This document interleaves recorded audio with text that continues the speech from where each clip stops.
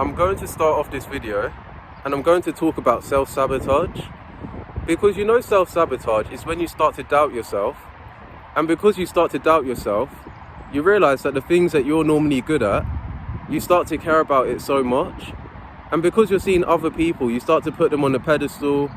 You don't know what it is that other people are thinking about, because sometimes it's really hard to show your weaknesses to other people, because you don't know if they're going to use you, or you don't know if they're going to take advantage of that. But when you're so focused on what you're going to do, and you realize that self-doubt is the way that you think about yourself, and in any given situation you just need to adapt. And that's what I'm going to say as my first point, because if you're not a person to really adapt, you realize that your self-doubt is going to be a lot higher. And because you don't trust yourself, you realize that other people won't really trust you at all. And that's what I'm going to say in terms of self-doubt.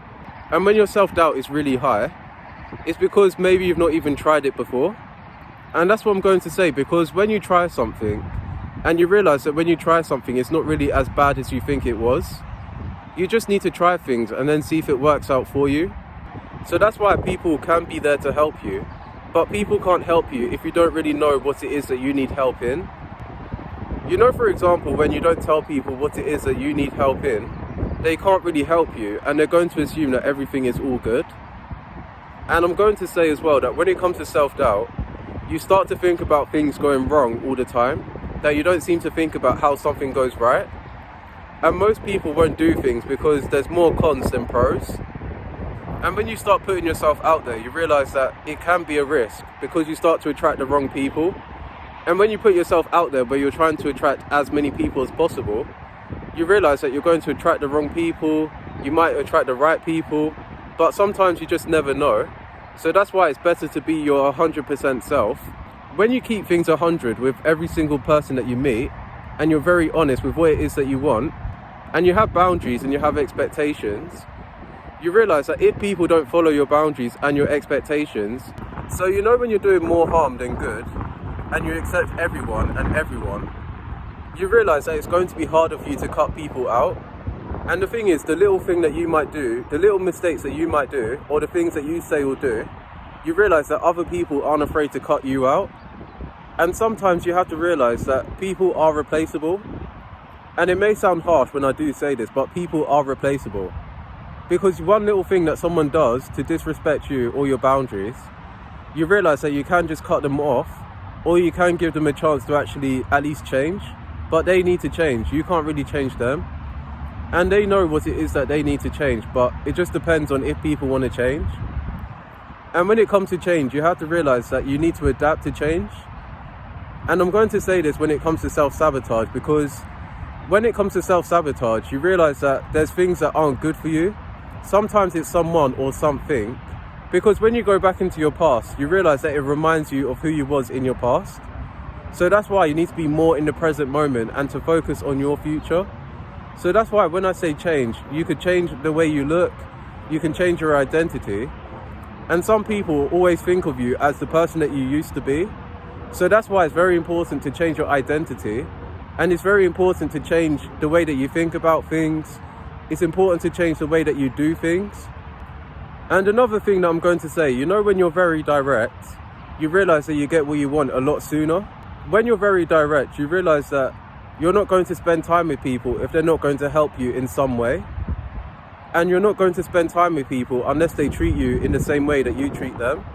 Because you don't want it to be that people mistreat you, but you're still hanging out with them because they're the only people that you really know. And for example, the bad habits that you're trying to replace one by one with a good habit, you want to make sure that your good habits outweigh your bad habits, and your positive thinking outweighs your negative thinking. Because when you're positive, you're choosing to be positive despite what you went through. And when you're so negative, it's because you're in a negative environment. And it's better to be alone than be in a negative environment. And it's very important to realize that you're by yourself all the time. And when it comes to self-sabotage, like I said before, it's the way that you think about yourself. And it's the way that other people think about you as well. Because if you can't respect yourself, then other people will think not to respect you at all. And if you don't respect your time, people will just mistreat you, and they'll always do things that benefit them. And sometimes you would change your schedule for someone that wouldn't do the same thing for you. What I'm going to say to you now, you just need to accept every day, one day at a time. And you need to start taking things one day at a time. It's good to think about the bigger picture in the future, but you want to make sure that you have good habits every single day. And you need to realize that time will go by. And when time goes by, you realize that you don't want to waste your time anymore. You need to start looking for people that have the same or similar interests to you. And you need to start moving forward. You can't take everyone with you, but you need to move forward with people that actually want to move forward. When it comes to self-sabotage, it's not only in your career, but it's also in your relationship. And it could even be with your fitness as well. Because when it comes to your relationship, you realize that you're accepting anyone and everyone.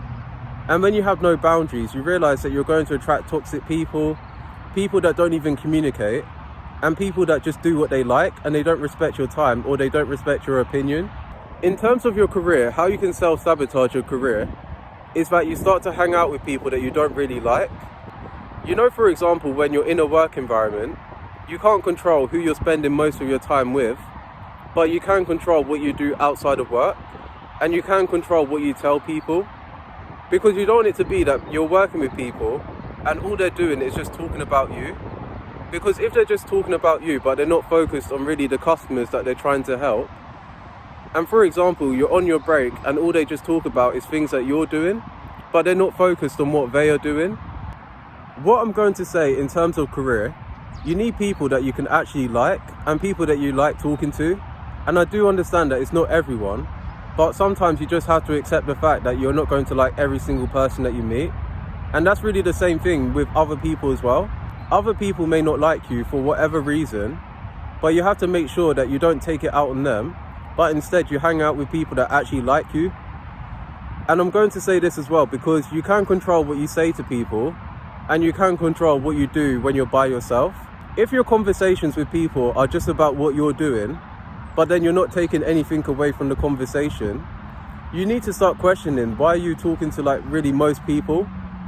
Because for example, if you're having a conversation with people and all they're talking about is what you're doing, but they're not talking about what they like to do, you realize that it's going to be a conversation where they're always learning from you, but you're not learning anything from them.